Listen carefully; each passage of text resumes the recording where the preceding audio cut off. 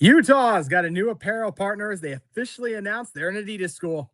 How about that, JT? The Utes overestimating that they could go on the open market and actually take less money on the back end. It's a crossover edition of Locked On Cougars and Locked On Utes.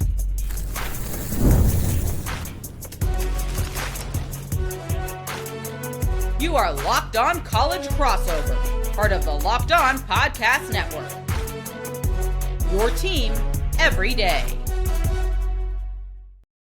What's up, everybody? I'm Jake Hatch. That's JT Wistrcill. I'm host of Locked On Cougars. He is host of Locked On Utes, and we obviously are proud to be part of the Locked On Podcast Network, your team every day. Coming up on today's show, we're talking Holy War and what might tip the scales. I know we're months away from this game, but it can never come too quickly. We'll talk about BYU and Utah on the gridiron. But JT, we got to start today's show. University of Utah officially announced they have a new footwear/apparel sponsorship with Adidas. It's been long rumored it was coming down the pipe, a 7-year deal. But this is the same University of Utah program and university that told the Pac-12, hey, we're worth $50 to $60 million on the open market, and helped spur the demise of the Pac-12. This time, apparently, they had a $10 million offer from Under Armour, decided to go back out on the open market, and are now taking $6 and change from Adidas. What's going on here, JT? Yeah, this is a really unfortunate situation for the Utes, honestly. I mean, look, and I know there's a lot of people listening to this from a Utah perspective, especially you got a Nike school, right? There's a lot of Utah people that wanted to be a Nike school. So there are people who feel that it's unfortunate because, we were excited to leave Under Armour, but now we're at Adidas, we wanted to be elsewhere. There's those people that feel that way. I think the unfortunate part is for the university, the fact that you lost money in this deal. The fact that Utah, hey, Under Armour wanted to give you the $10 million. You're like, no, we're going to go take it elsewhere. Under Armour basically says, hey, if you do that, then you're going to lose. We're not giving you the same deal. They say, all right, we're going to take it elsewhere. They didn't get anything. They came back and they're like, well, we're dropping you down a little bit. And then Utah is offended. So they go in their direction, basically. And I understand the frustrations, but at the end of the day, Utah lost money in this deal. This is a loss for Utah. You lose money year over year. And I know that people will say maybe they're a little more excited about Adidas than Under Armour. Utah lost money, and Utah does not look good in this deal. And look, it has not been a great string of PR moves for Utah, right? I think some of the private equity stuff, hey, there was employees laid off. I've heard a lot of them are going to actually be hired back. But at the end of the day, they announced this deal in December, didn't get done until July. So this has just not been the greatest, I think it's fair to say, like, string of news for Utah athletics. They could use a good football season to get it back in the good graces in some of those ways, Jake. Hey, the one thing that cures all, if you win, that makes up for everything. But to your point, this is an interesting dynamic here because they got a 7-year deal from Adidas. So they ended an 18-year run with Under Armour. And yeah, they apparently, Under Armour said, hey, if you don't take this to market, we will give you $10 million annually. I think the caveat in this is that despite I think it averages out based on what Steve Bartle reported from KSL Sports, my compatriots in my day job, it averages out to about $6.42 million on average, if the $45 million figure that he reported is true for the Adidas deal. That's about in line with what the most recent Under Armour deal was. It was 10 years, $65 million. So you're roughly in the same realm. The good news on this, and I will add this, and I think this is where you can make up a little bit of it, is that with this Adidas deal, it is going to allow University of Utah athletes to have access to the NIL partner platform that Adidas has to help put money in the pockets of athletes. So JT, in theory, you can make up some of the difference there. It's between $3.5 to $4 million, depending on who you believe and what your reports are, the money that they lost. That could be made up by going directly into the pockets of these athletes via NIL. And that in some ways might be a little bit of a saving grace in this circumstance. Yeah, it would be. And I think another nice saving grace for Utah, as we mentioned, the student athletes. I believe that kids today do want to be in Adidas more than Under Armour. I think Under Armour's popularity and age demographic is older. I'd say it's past 30 versus Adidas. It's not Nike, but I do think it's better than Under Armour. And we'd heard a lot about the quality of the cleats and some of the gear and things of that sort too. I think Adidas can offer something exciting. Man, Jake, is it going to be weird to see that Adidas patch instead of an Under Armour one on Utah? I think you mentioned 18 years. It's a very long time. But there are ways that Utah, as we've talked about, hey, can make up some of that financial difference, and especially in the NIL. Look, in today's world, That's all the rage. NIL, how can you market yourself and put yourself in a position to get your athletes the best form of compensation? So there's that. And as I said, too, I just genuinely think a lot of these athletes, especially the skill position players that Utah struggled to land in the past, right? I think they will enjoy being Under Armour more than Adidas. So it's weird to have this coming to an end. Doesn't take effect until next July. So one more year with Under Armour. But Utah and Adidas school, it's strange. And yeah, there's potential for this to really work out for them. It's still just unfortunate that they did miss out on the finances in a way. And let's also acknowledge this. There are a number of listeners, whether it's on the BYU side, on my side of things, or the Utah side, that simply don't care about apparel, JT. It's not the end all be all for them. And that demographic seems to skew a little bit older in terms of overall age, but I think you nailed it on the head on something.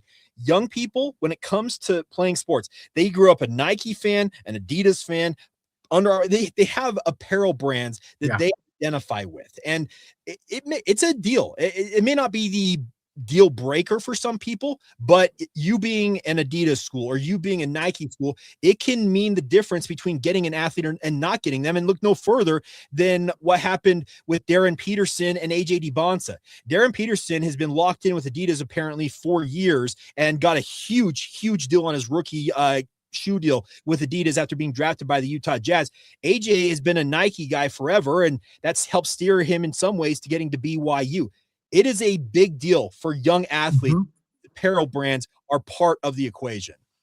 Yeah, and I know you guys a couple of were Ryder Lions, right? He's Under Armour, which is that's an interesting dynamic. I'm not even trying to open that whole can of worms. I'm just saying we see this happen where these guys lock up with these brands early on and they stay with them. So hopefully this is a situation where in a world where everyone talks, the shoe agents can get you connected to the NIL agent or something, and you start to build a Utah connection, you get someone in the door a little bit more, because the hope would be, as we mentioned, this is the shoes you wear. Look, offensive linemen care in some regard, but it's always going to be more about the skill position guys and every little thing, right?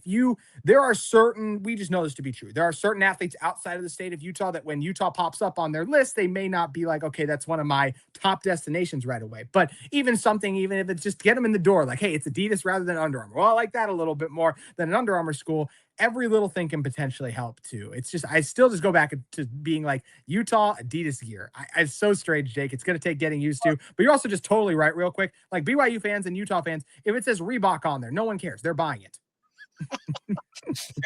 Well, there's Lululemon out there, Columbia. There's all these brands. Lululemon. We're gonna go broke with Lululemon, Jake. Hey, there is Lululemon BYU gear. I have seen it on the shelves at the BYU store in Provo, so it exists.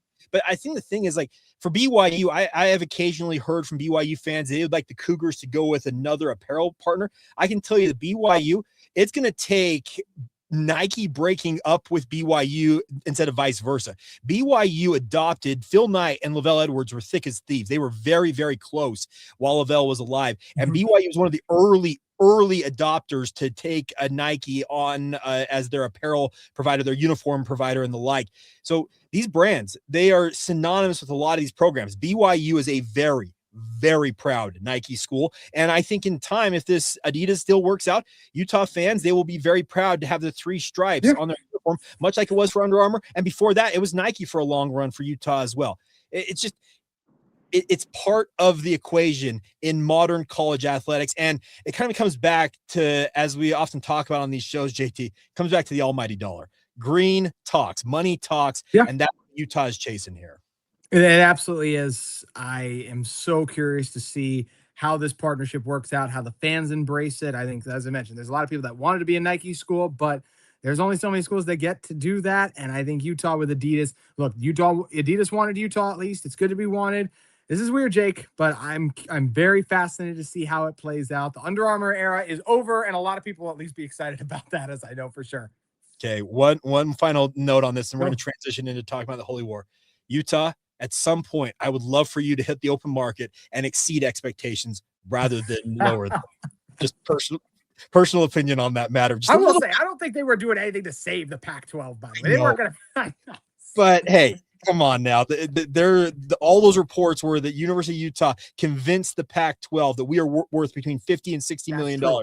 ESPN and Fox said you were worth about 30 to 35. The Pac-12 said, well, thanks, but no thanks. The Big 12 jumped in, took that deal, and well, we all know how that played out. And now we get to play each other every year, Jake. Yes, we do. It worked out in the end that we're all back together once again as members of the Big 12 Conference. Now, speaking of playing each other each year, November 9th, BYU and Utah are going to duke it out at Rice-Eccles Stadium. Very much looking forward to this game. We're going to get an early look at this, and we'll talk about some of the keys to this matchup between two teams that should be battling, I think, near the top of the Big 12 Conference. We'll get to that next as the crossover edition of Locked On Cougars and Locked On Utes rolls on.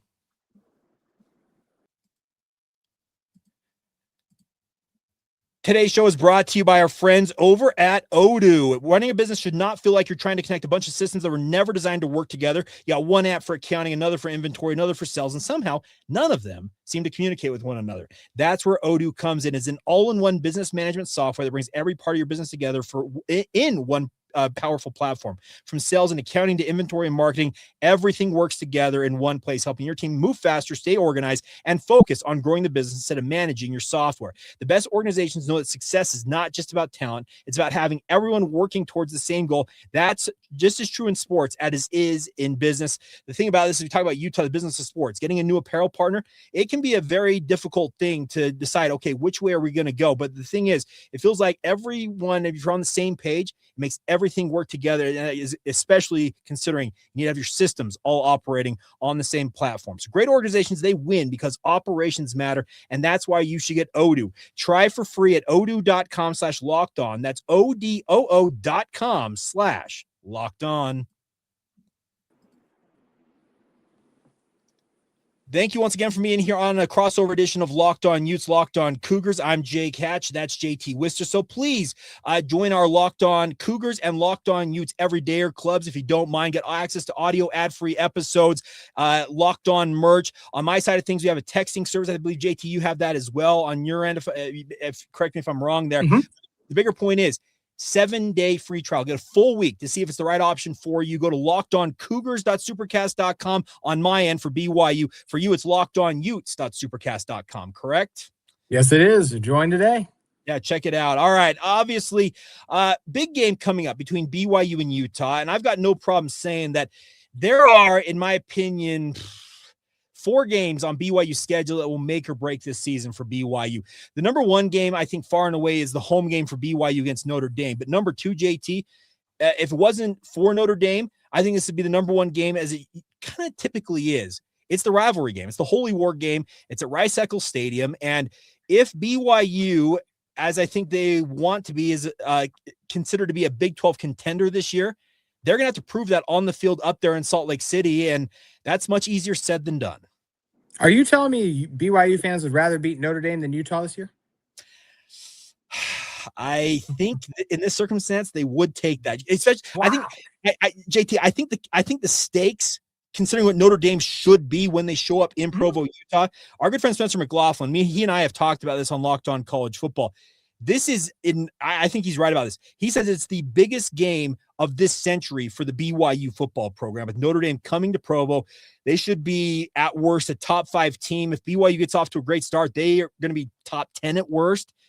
I got no problem saying it. That's probably the biggest home game in BYU's history since the calendar changed to the 2000s. It is an absolutely gargantuan game, and I may be speaking out of turn here, and Cougar fans will hop on my mentions if I'm wrong about this, but I do think that BYU, if they were able to trade a win over Notre Dame, considering how big and a name Notre Dame is and could be this year, and trade it for a loss against Utah, I think BYU fans might take it. They might, and let's also just be honest from a national perspective. You guys are obviously a year removed from, even though you're an 11-win team, you don't even get your name on the board, the graphic. You're not even on the graphic for a team being considered. I think if you beat a Notre Dame team that ends up being really good, and your 1 loss is to a Utah team, a rival, it's a close game, and Utah needs to be good and deliver their end of the bargain, there's a better shot you guys would make the playoff that way, because you would look at it like, it's a rivalry loss, but they beat this one team. I genuinely think that's how all of this would form out. But look, I'm okay also if you guys are all focused on the Notre Dame game and we come a few weeks down the road and you're overlooking the Utes just a little bit. You beat the Irish, you're big time now, because Utah has to win this game, Jake. You said it best. When you win 3 in a row, that's what you said to me after the rivalry last year. It's called a streak. Utah has to stop the streak. And this should be, I know how good BYU is, But when you go into someone's house, Rice-Eccles Stadium, this should be a great opportunity for Utah to beat this Cougars team that, look, if this game was in Provo, I'd pick BYU. But since it's in Salt Lake City, I think this Utah team is a great shot. If they can almost beat BYU when they're ranked top 10 with the Utes at Brandon Rose, they got to be able to do it with Devon Dampier this year, Jake, with all that's on the line. Brandon Rose. Who's back? He is back. By the way, Brandon Rose is back, everybody. That was a surprise, by the way, to see that pop up. I was like, hold on, what's going on here?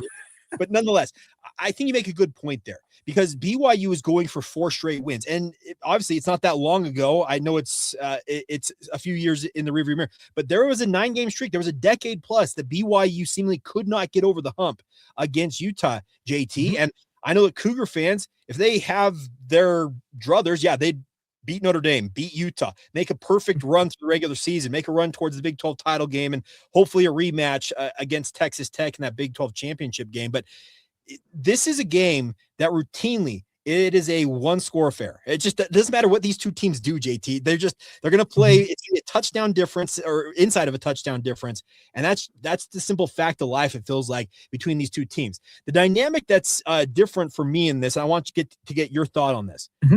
It's the new head coach. It's Morgan Scalley. Yeah. How will he approach this game? That is my genuine, I guess, concern in a way, is how he approaches the game versus how Kyle Whittingham has approached it of late.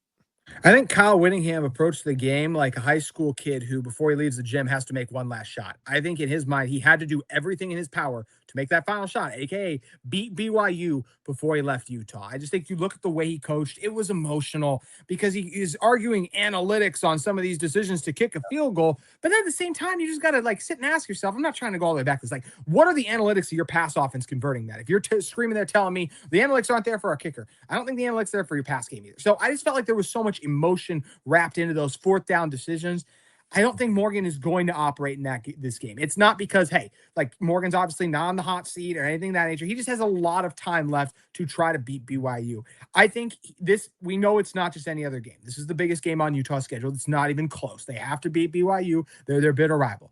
But I think in a way he will approach it with a more calm and understanding of not like I have to win my first holy war or else it's a disaster. I don't think he will be operating that. I think Kyle in a way felt like he just couldn't imagine not beating BYU one last time. And it happened. And you saw how frustrated it made him. So I think Morgan's perspective on this game will be a nice fresh element for this Utah team that I do think they are fairly ranked in the top 3. If you want to say they belong at 5 or 6, I'd understand that too. But I think this Utah team is legit capable of beating a BYU team I would genuinely say is either the first or second best team in the Big 12. I might slightly lean Tech still, Jake, but look, outside of the pass catching at the wide receiver spot, I don't have a ton of big questions about this BYU team. Well, and I think to your point, I know that video games aren't the end all be all, but EA Sports came out with their they have the player rankings. They also have the team rankings out. You saw this, JT. Texas Tech is the highest rated team in EA Sports College Football 27 for the Big 12. They are rated 87 as a team. Right behind them, 86 BYU, and the Utah's not that far off behind that. And the crazy thing is, the entire Big 12, Tech is at 87. The bottom of the totem pole is Iowa State, and they're still rated 77. This league is pretty tight. Like I said, the video game is trying to prognosticate in some ways what I think the season's going to play out as, but I don't think they're far off in that. The Big 12, once again, it's going to be a league that's going to cannibalize itself in some ways, and that gives hope to Utah for ending a streak, and obviously gives hope that BYU, they feel like, okay, we're one of the Big 12 contenders. Well, yeah, they have the rating that grants them such status, but Utah's not that far off. So this should lend itself to another classic game under the lights at RES. We've done the Bear or Dampier debate before. It's 2 outstanding Big 12 quarterbacks.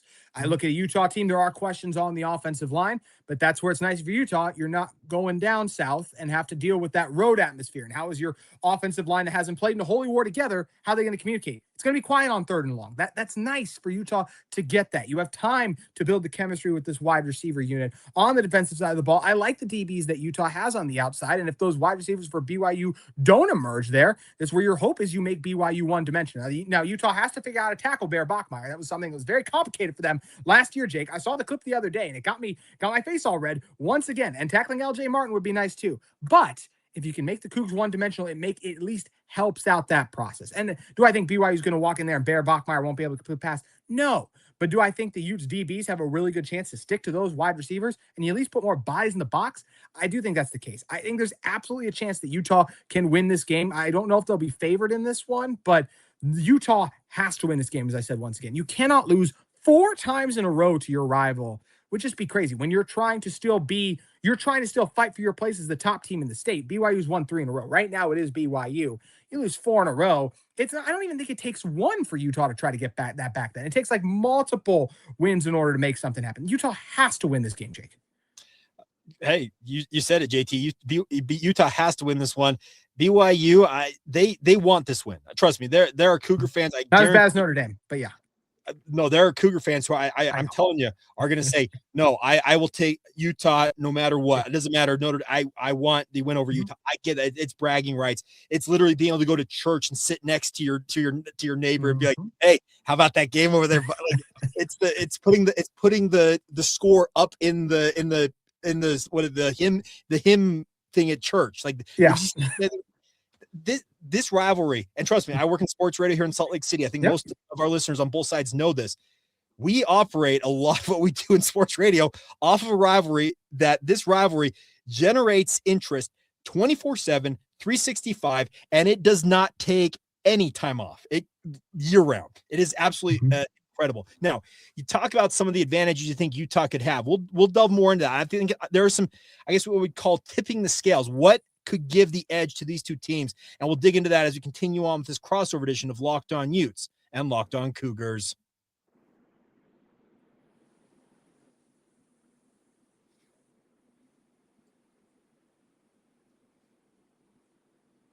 Thank you once again for making the Locked On Utes and Locked On Cougars your first listen of the day. Please continue to subscribe, rate, and review these shows. If you're watching this on YouTube, there's a little thumbs up icon right over there.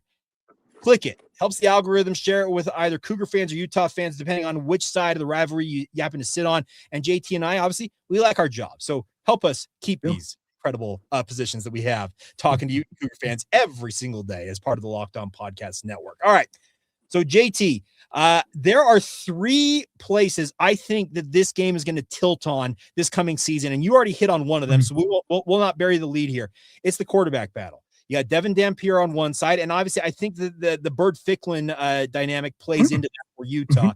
But then you have Bear Bachmeier on the other side of things. CBS Sports rated Bear Bachmeier the best sophomore quarterback in all of college football. They think he is poised to take a really what they expect is a leap this coming fall, and he's only got a 12-2 mark as a starting quarterback already as a freshman. So I think the quarterback battle, as it often does in college football, I'm not trying to make this like revolutionary.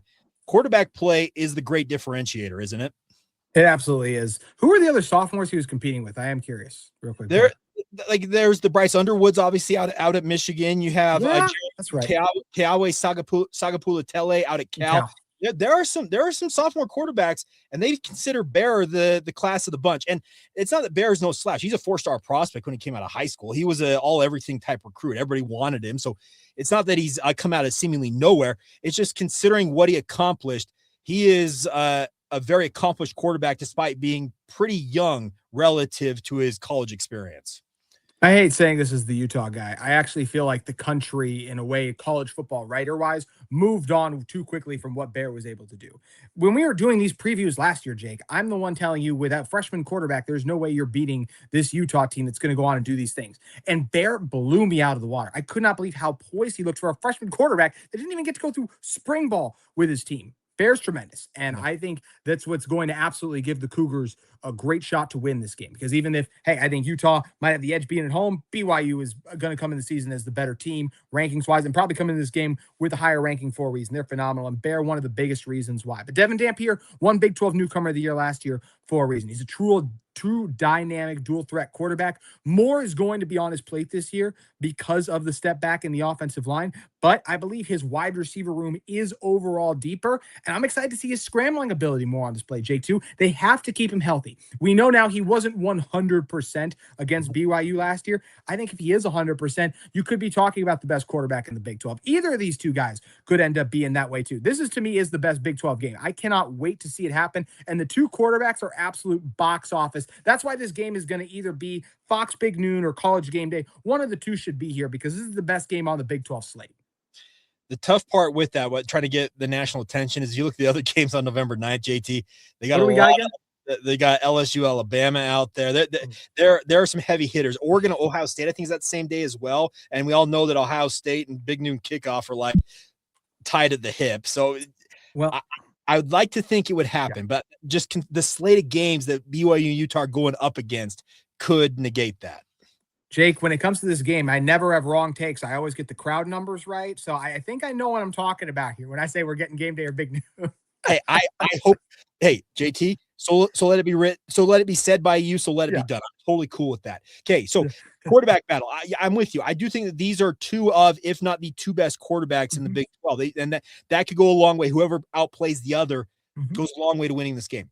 Number two thing, you already kind of mentioned, offensive line play. The trench play, I think, overall, because I didn't realize this until you and I talked our most recent crossover before this one. I hadn't realized this until you pointed out.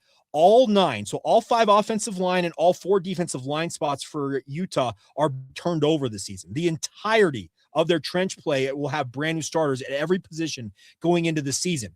BYU is being projected by Bleacher Report as having maybe the best offensive line in the country, and their defensive line, the Keanu Tanuvas and Justin Kirkland tandem, they themselves, those two players, have said that they believe they're going to be the best defensive tackle tandem in the Big 12 Conference.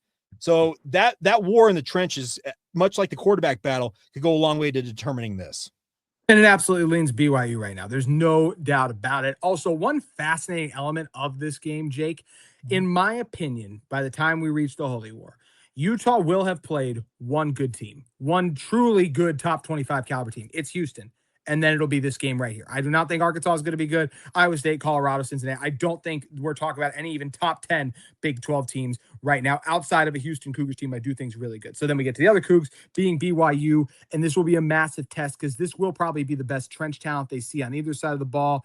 I actually feel more confident about the offensive line as we stand here right now. I think I just look at that unit and I go, I see veterans in that room that have been coached by Jim Harding for the last few years. And I feel like Jordan Gross, the new offensive line coach, former legend, can get enough out of him this year that unit to me still could be a top 5 unit in the conference. Not top 5 in the country like they were last year, top 5 in the country. But man, that run defense is scary. I mean, you're looking at sophomores that have to really step up, a bunch of G5 players that have to be good right away, and linebackers that have to be more consistent. When John Henry Daly went down with his injury, and I like the Utah defensive ends this year, I think they're solid, but this run defense fell off a cliff last year, and they have got to get better. They got to be more consistent tackling too. That's the scary thing is right now BYU is better in the trenches, and even though Utah's at home, Utah has to really over the course of the season hope they can build, grow, and get those positions better by the time before they see BYU, or it will be a long game in Salt Lake City. I am interested to see, by the way, because I saw that the Bleacher Report put BYU maybe the best offensive line in the country, and I initially was like, that's a lot.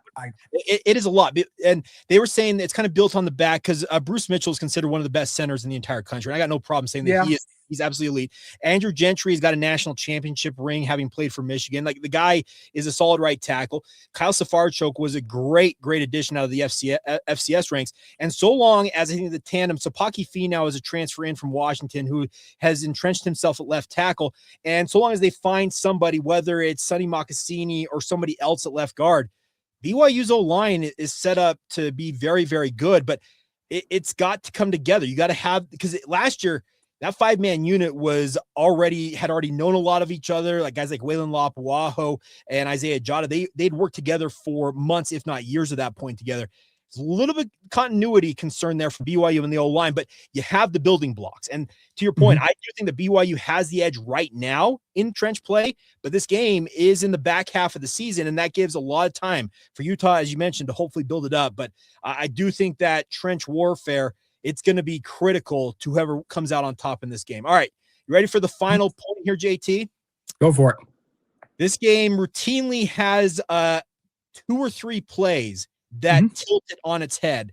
A big run play, a big pass play, and it goes back, I'm telling you, decades. It's just routine how this goes down.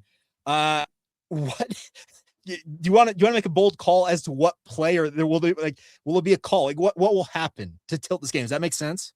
It does. I'm going to go with Devin Dampier he has the big quarterback run this year. Not Bear Bachmeier, Devon Dampier with the big quarterback run. Last year for him, it was against Kansas State. I'm going to go with against BYU this year, and that's why. And it's going to be a big moment that leads to the Utes, because I do think it'll be an upset. I think Utah will beat BYU in this game, and I think it's an upset. Honestly, Jake, it might be one of their only 2 losses on the schedule, because this BYU team, in many ways, it should be their year to me. With the talent they have, with the questions Tech has too, this could be BYU's year.